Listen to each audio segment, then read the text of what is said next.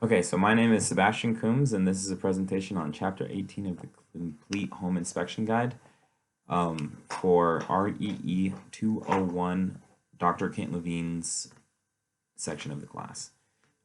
Chapter 18 is about swimming pools. Um, Swimming pools were once considered pretty expensive and something that the middle class couldn't really afford. But as time has gone on, there's been different methods of making swimming pools that's made it a lot more affordable for people to be able to get into them. There are three different kinds of swimming pools that the book covers.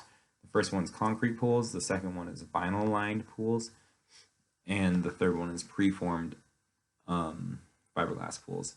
And so the chapter kind of covers what goes on with how they're built, what you're going to look for when you're inspecting them, and just the different ways that they are, or the different techniques that are used to build them.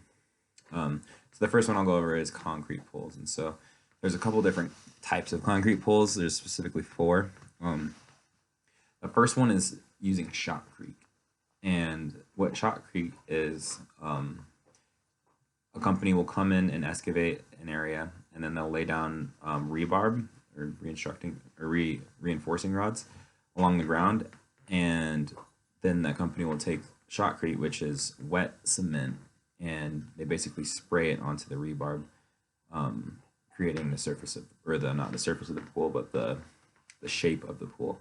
And so these are pretty flexible because you don't have any restrictions on the size of the pool or the shape of the pool. Similar to shotcrete is this stuff called gunite, and the only difference that it has from shotcrete is that it's actually a dry mix until you're spraying it out. It becomes mixed with water.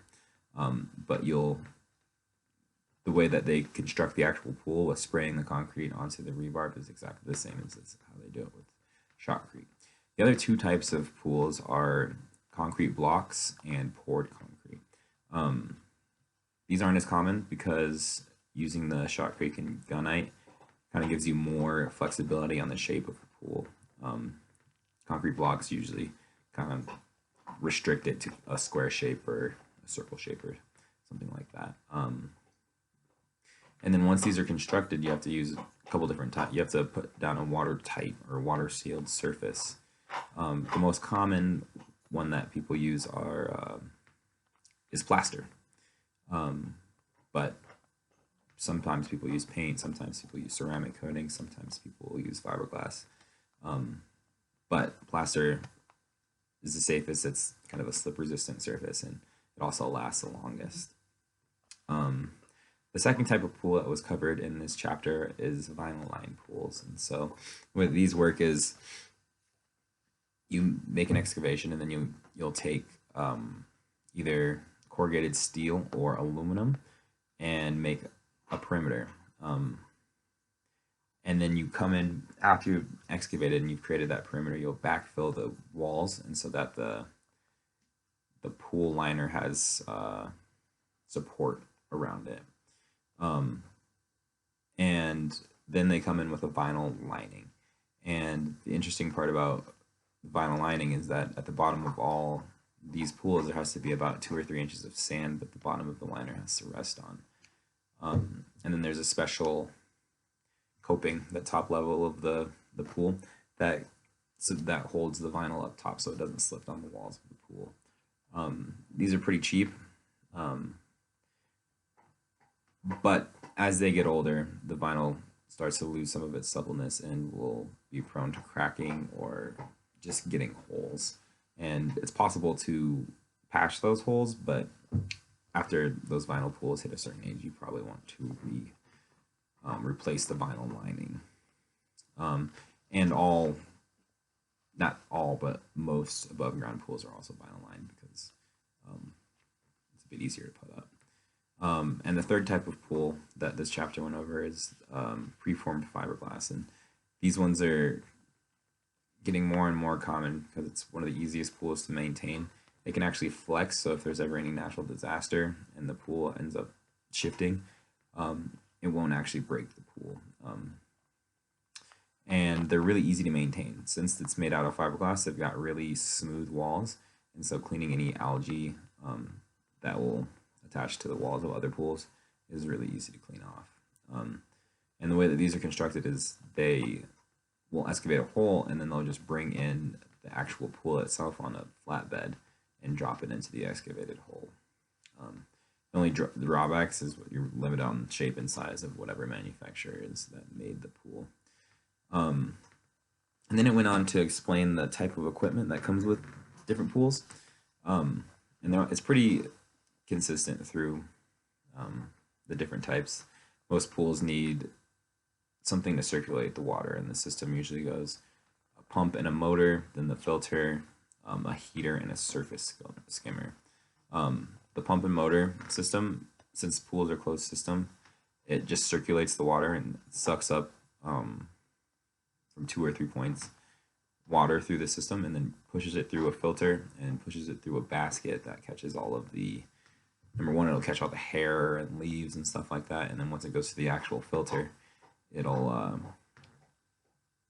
clean all the dirt and oils and things out of it, and those filters do need to be replaced or cleaned periodically. There's a couple different types of filters that the book went over, and those are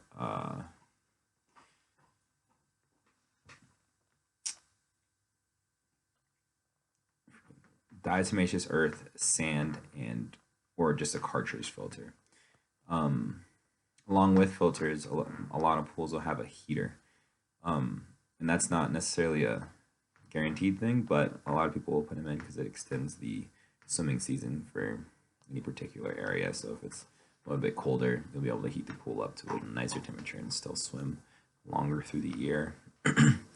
And then the surface skimmer is a piece of equipment that basically cleans all the oils from the top of the pool. And so stuff that doesn't get sucked down and pushed through the system, it'll go along and grab those. And so there's lots of skin oils and things that fall out from trees and things like that stay on top of the water and don't get sucked through the system. And this basically just circulates, this whole system basically just circulates the water. And so now, and then after it explained these different kinds of pools, it went into what you should be looking for when you're going to inspect them. So things like diving boards, things like guardrails, ladders and slides and things like that. You want to go in and make sure no diving boards are cracked, because that will mean it needs to be replaced. You got to make sure that those guardrails are firmly attached to the walls of the pool, because that's like kind of a hazard. If we're to be getting out of the water and one of the guardrails fell off, it'd be a dangerous situation. And so the way that you inspect them, pools should only have less than 1 inch of water evaporate per week. And so as you're inspecting a pool, you can go and check the water levels day to day, and if it's lost more than 1 inch, it could indicate that there's some sort of leaking from the underground piping. And since pools are considered an auxiliary structure, they actually require a building permit and then also a certificate of completion, depending on the area that you live in. So if you're ever going to buy a house, you should ask for the certificate of completion to make sure that it was put in by professionals or put in correctly. And then so after you've inspected the water, make sure there's no leaking and things like that. You want to check the decking of the pool.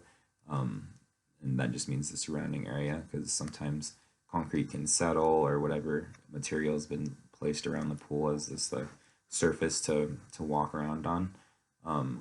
If there's any cracks or unevenness, that's a tripping hazard, and you want to get that fixed before you necessarily bought the house. And then you want to look at the walls of the pool. And like I said before, vinyl lined pools, you want to make sure there's no cracking or there's no pinhole leaks or anything like that. And with concrete, you want to make sure the plaster's not chipping, the paint's not chipping. A lot of people will put tile in their concrete pools, and so if there's cracked or broken tiles, it could indicate that there's some leaking coming out of the pool. And then you want to inspect all the equipment that goes along with the pool system. And so that means inspecting the pump, make sure it's not running loud or hot, and make sure there's the right amount of pressure running through the system. Um, yep. And so, pretty much in conclusion, since pools are a lot more common these days, it's definitely good to know what the issues are and what to look for and how they're constructed before you were to buy a house that has a pool. Thanks. Again, my name is Sebastian Coombs. This is for REE 201, Dr. Kent Levine section.